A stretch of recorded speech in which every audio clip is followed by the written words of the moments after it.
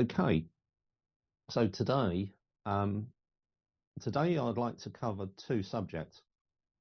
Well, let's say a domain of subjects, and then two specific elements within that subject. So the domain is the domain of mudra.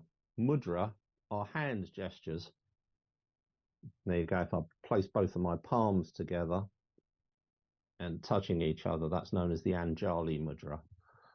So I've investigated these, and the ones that I teach are the ones that I've discovered have an effect. And so you can investigate them as much as you wish. Hopefully there are meditations. I'm not even sure if there are very specific meditations for other mudras. But there's a couple that I teach for the chin mudra, which is where you place your fingers and thumbs very lightly in contact. Now, I've heard about this a lot, and I know a lot of yoga teachers teach it. So you're sitting, meditating, and they suggest you put your fingers and thumbs together. But I've never heard anybody describe it quite the way I do. So as far as I can tell, with my Anjali Mudra meditation and my chin mudra, light touch, clarity meditation, I think that's quite, what's the word, distinctive, that there are meditations specifically for the mudras. So they're all supposed to have meaning of some sort or another. Some of these meanings are a little bit hard to pin down. Here's one, is that the finger and thumb contact in the chin mudra is supposed to be universal consciousness. Okay?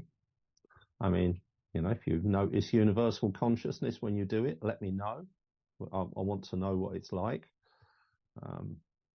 The way that I use it is as a tool to help us to understand how to focus our awareness, which is a slightly different thing. It just happens to be there. And it just so happened that I explored and investigated it because I discovered that it actually had a value. And I learned that a lot of people use it to help them get to sleep. So I explored and investigated it during my meditations, and I discovered that having a lighter touch had a real effect. So what I'll do is I'll explain these two. I'll start with the Anjali Mudra. So the Anjali Mudra, this is if you go to India, people will greet you. They'll put their palms together and say Namaste. Anjali means greeting. It's the greeting gesture, basically. I'm not sure if that terminology is used in Hindi, Anjali Mudra. Maybe it is, maybe it isn't, not that it matters, or any of the other extant Indian languages. I'm pretty sure that it's a Sanskrit or Pali origin, and it goes back, way back in time. It's a hand gesture that you can see in all sorts of statues and art from thousands of years ago. Essentially, what you're doing is using that as a greeting, is proving to somebody that you don't have a weapon in your hand so that you're safe, and you're offering them your hands and you're pressing them together. So its use as a greeting is one of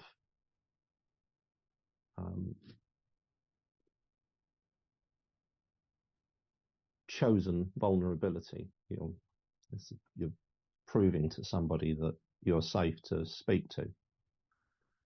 However, it's actually a very powerful thing, because it's interesting. If you were to do that, if you place both of your hands together, and if you apply the way I describe it as a kind of springy, bouncy pressure. So in other words, if you put your hands together, you can bounce the hands up and down a little bit, and it still feels comfortable. So you're not pushing them together too hard, and they're not light enough so that there isn't full contact. If you place them together so there's as much contact between one palm and the other, you're actually engaging a significant proportion of the nerve cells in the entire body. Running down the sides of our head from the crown to around about where the ear is a part of the brain known as the somatosensory cortex. There's one on the left-hand side, which receives and interprets all of the feelings from the right-hand side of the body. And there's one on the right-hand side that interprets all of the sensory experience from touch on the left-hand side of the body. Of the somatosensory cortex, which is about 5 or 6 inches long, the largest single part of it is given over to the hands because they're our tools. That's what we use. So we need to be able to sense all sorts of things. If we're in the dark, we put our hand out, we need to be able to know what we're in contact with. If we're, for instance, diving for cuttlefish or whatever it might happen to be, if we can't see too much, we need to be able to feel the environment that we're in. So there's a lot of practical reasons. Obviously, it enables tool use, the dexterity of the human hand and its sensory responses. So it's the biggest part of the brain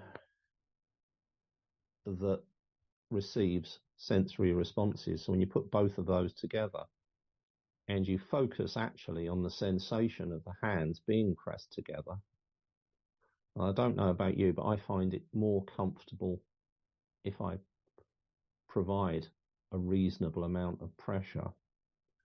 You'll discover that it's quite an immersive sensory experience.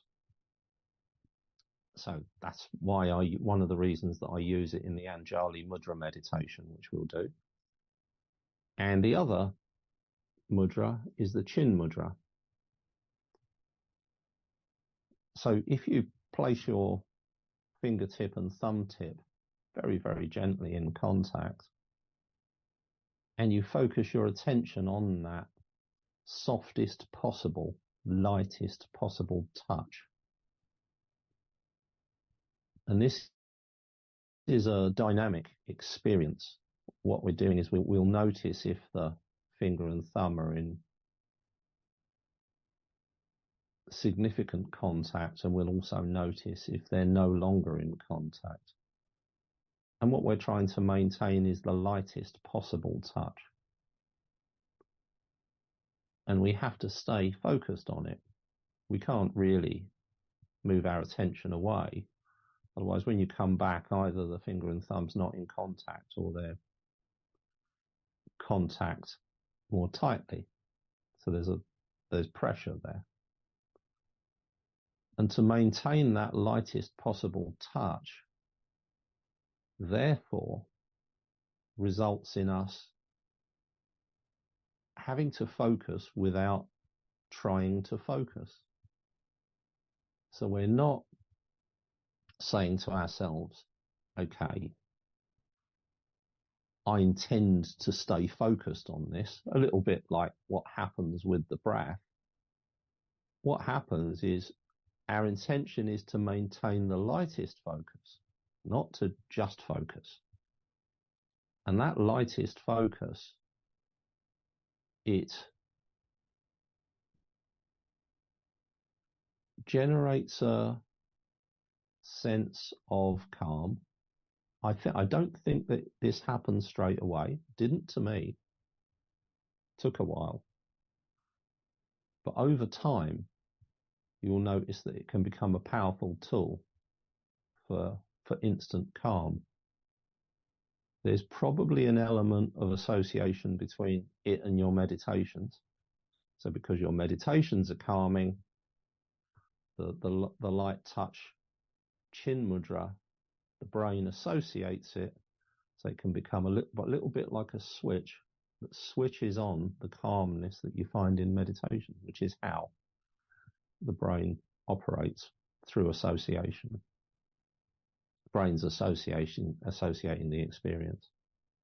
And because we've chosen to maintain the lightest possible touch, our focus stays on it, not directly, but indirectly. The other thing is it resolves a big problem associated with meditation, which is, let's say we're focusing on the breath, we're trying to stay focused on the breath. And even though I say to people, try not to try, mentioned this in a recent micro article that went out on social media, even when we're trying not to try, we'll try not to try. So what we actually want is something that we could try, but not something that's then going to become a thing in our heads, or not achieving this goal, or whatever it might happen to be. So that's probably what we'll start off with tonight, after we have become aware of the experience of the present moment through an awareness of sound in the present moment,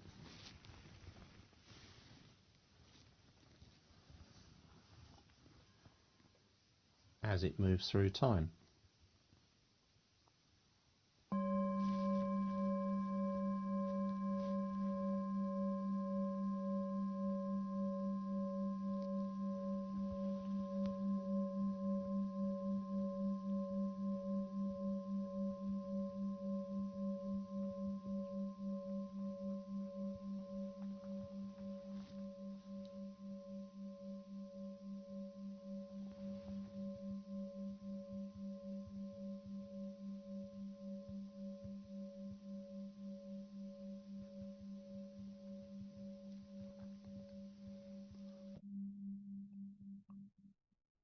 Which brings an awareness of the breath,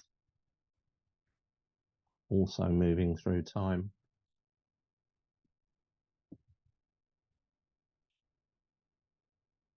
and brings an opportunity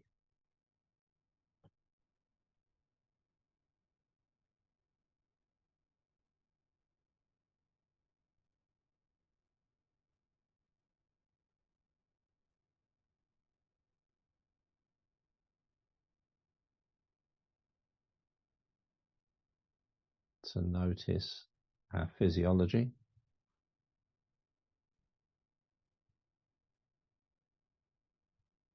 and to use the breath, especially the out breath, to release whatever tension we notice in our body.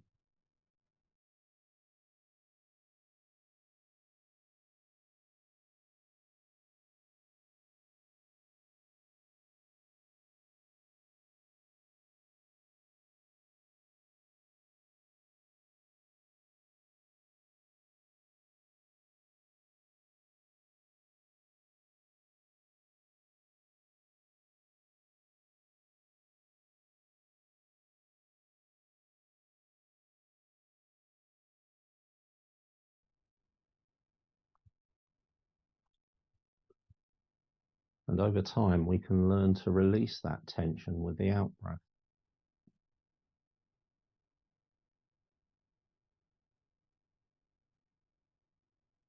Just by associating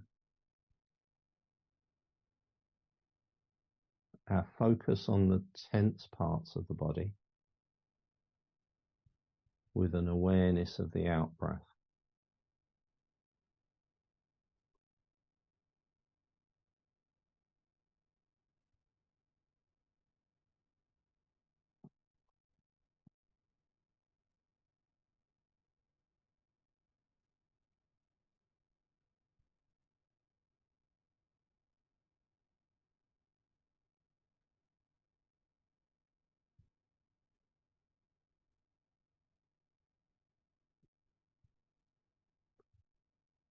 So this is a body scan, but not in the traditional sense where we methodically move our attention from one part of the body to another.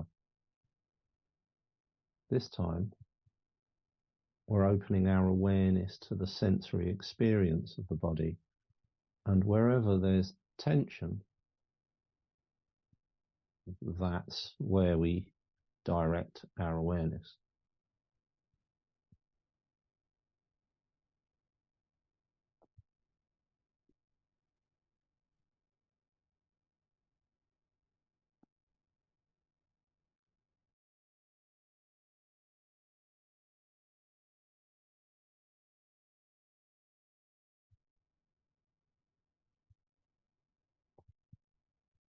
And we allow that awareness to move from one part of the body to another, releasing tension as we go.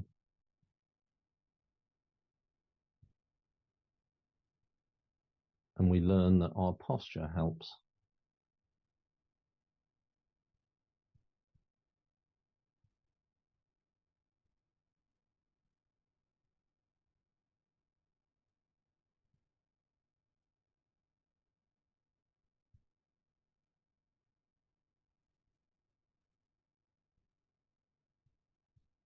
We learn that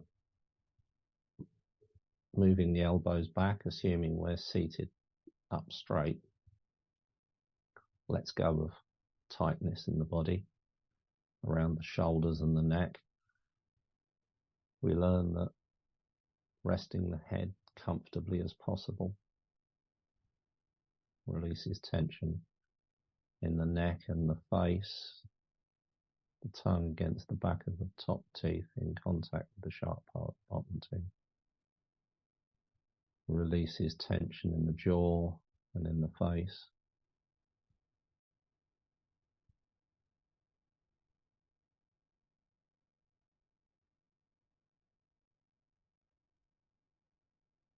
It's not unusual to look at modern humans and see their body posture as one where they're bracing themselves for some sort of eventuality. Very rarely are they open and relaxed.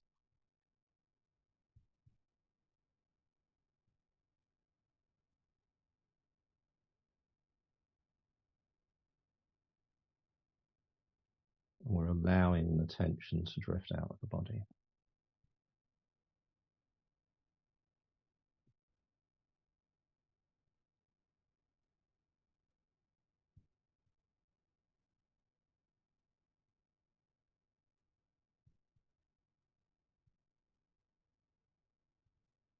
And then the other element of posture that I always teach is the chin mudra. And I also teach it as a point of focus, because I've learned that even if we don't stay focused on the tension between the thumb and forefinger, once we've set our intention to maintain that light touch,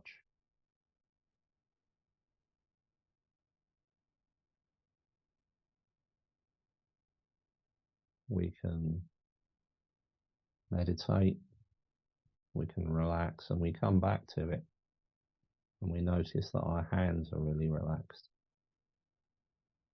So for some reason, maintaining that lightest possible touch relaxes the hands.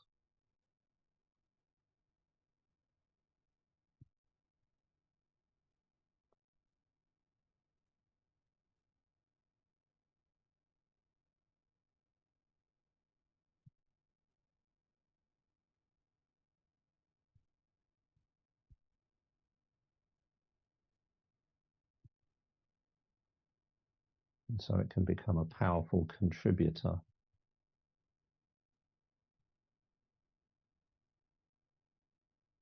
to relaxation and sleep, as well as meditation.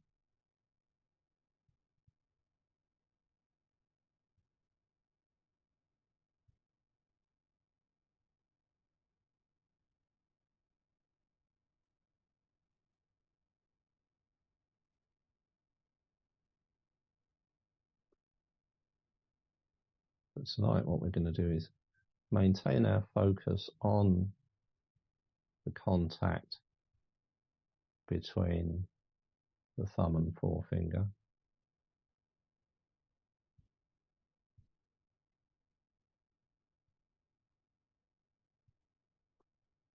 and we'll actively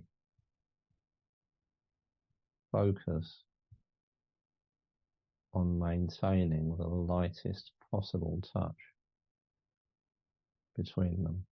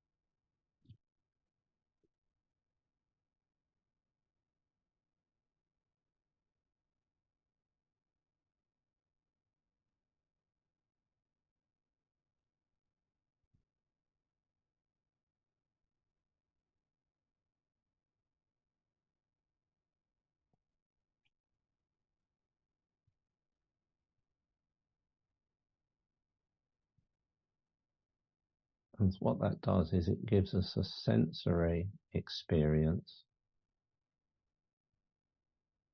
of a light touch.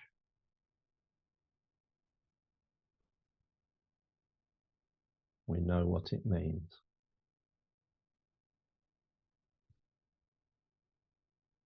The lightest possible touch. And so now if we move our attention to the belly, the rising and falling of the belly, just at the point where the belly meets the chest,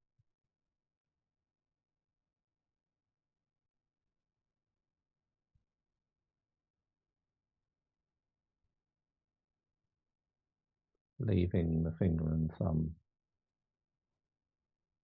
maintaining the lightest possible touch.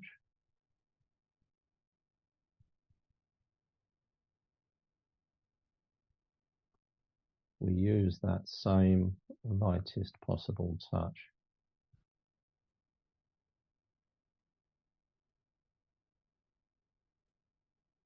to inform our focus and awareness of the movement of the belly.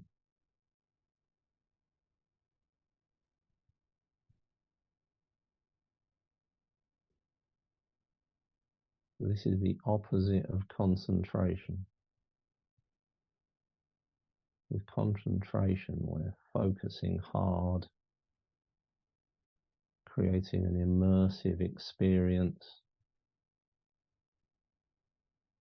actively trying to avoid distraction.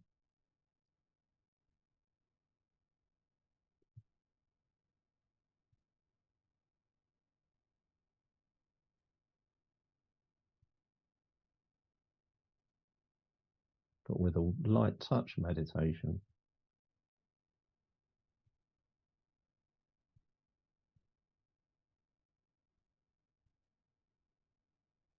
we're doing the opposite.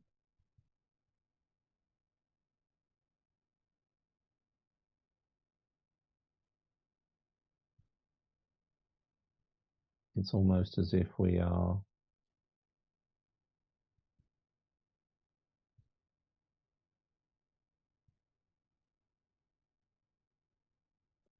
creating the opportunity for our minds to drift away, to wander.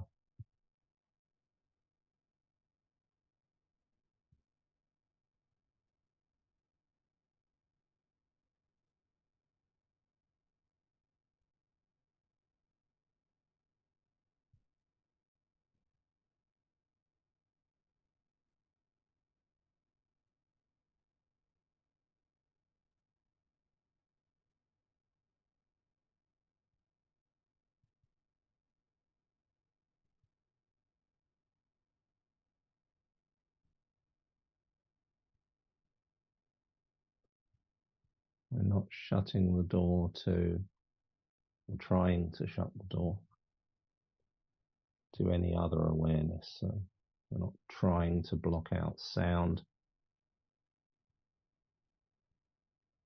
We're not trying to avoid our mind wandering.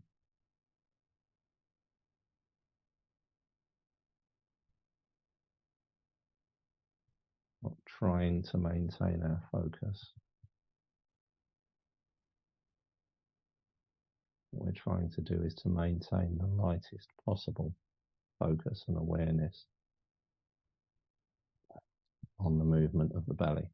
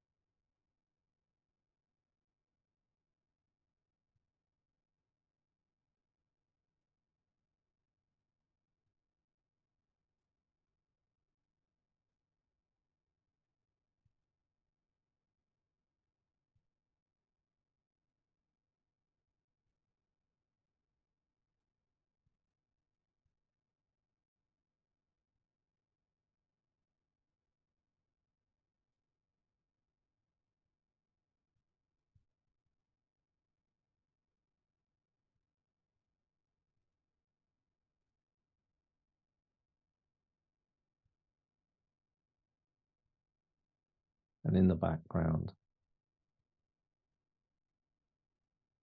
the finger and thumb is very, very gently in contact.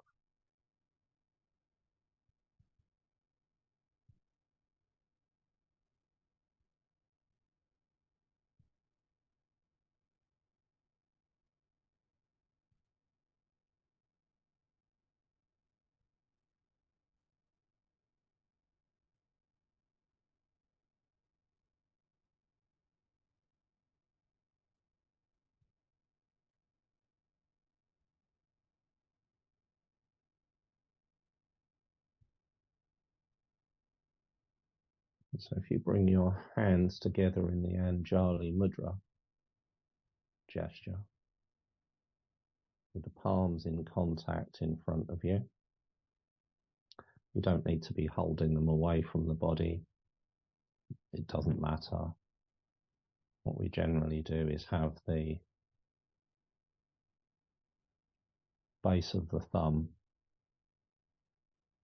in contact with the chest bone, or you can have them in front of you if you prefer, away from the body. And as you breathe in through your hands.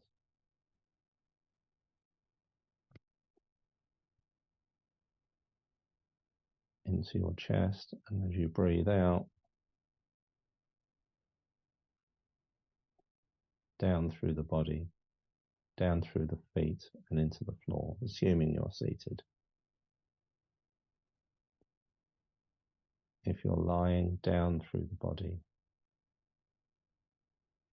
down through your legs and ankles into the floor.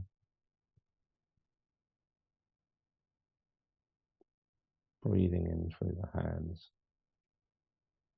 forearms, upper arm, into the lungs. Breathing up, out, down through the body and into the floor.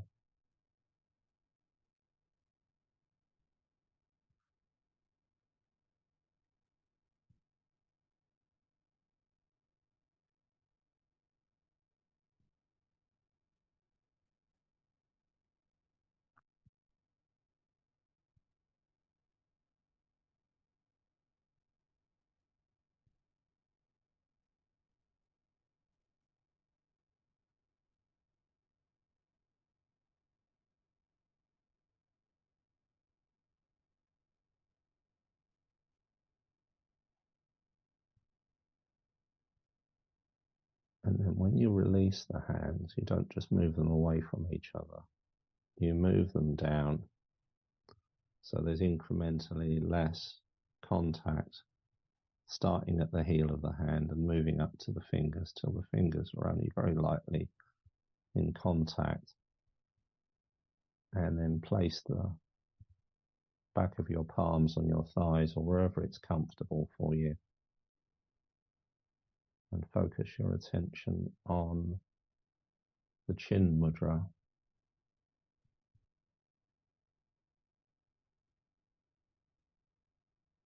And maintaining the lightest possible touch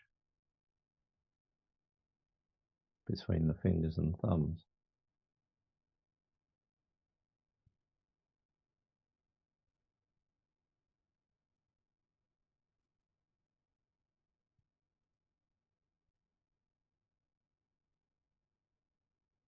And you stay focused there for as long as you wish. And absolutely whenever you want, what you do is you repeat the reverse of that earlier gesture, moving your hands up, the fingertips in contact. And as you move into the Anjali Mudra, more and more of the hand in contact, thumb in contact, and finally the heel of the hand in contact. Breathing in through the hands into the chest, via the arms.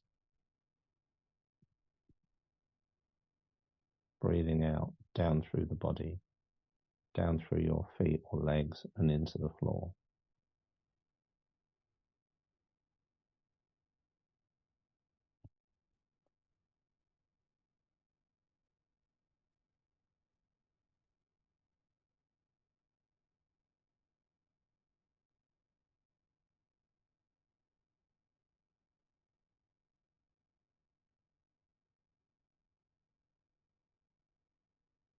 And remember the second rule of meditation is you're in control. So what you do is you choose your own timing to move between one of these meditations and the other, as long as it's done slowly, incrementally less contact between the hands, the fingers finally letting go of each other. Down to adopt the chin mudra again, focusing your attention on the lightest possible touch between the thumb and forefinger, and you can move backwards and forwards between one of these and the other, totally in your own time. You can stay in one all the time if you wish. No need to move.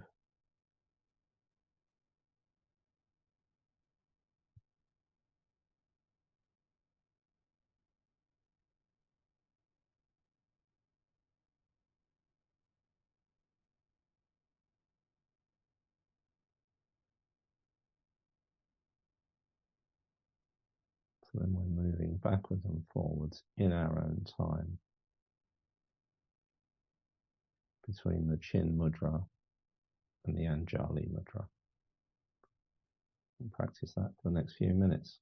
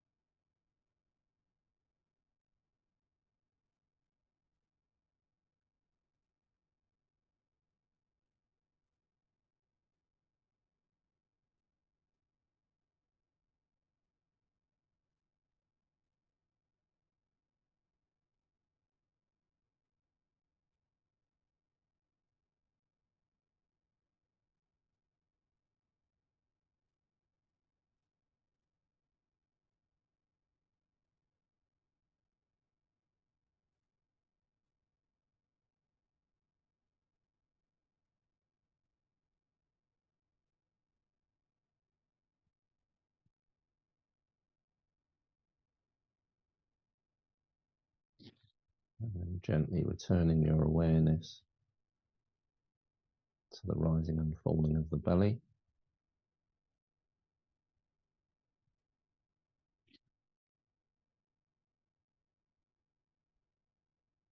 And its movement through time.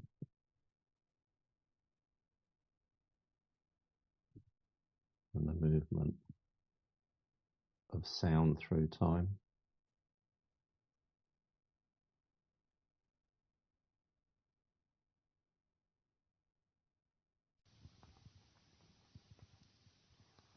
And the movement of the sound of the bell through time.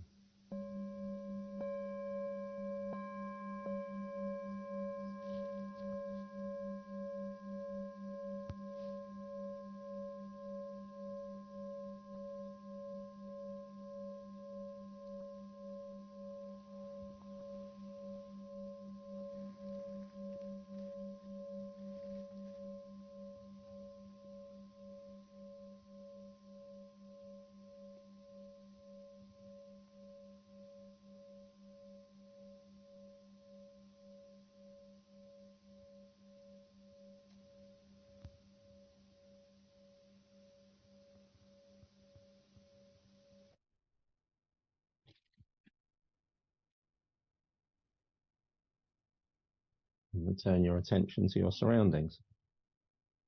So you can mix and match those. You can actually mix and match pretty much any meditation you want, as long as there's an element of focus and you're going through the awareness, mind wandering, awareness, mind wandering.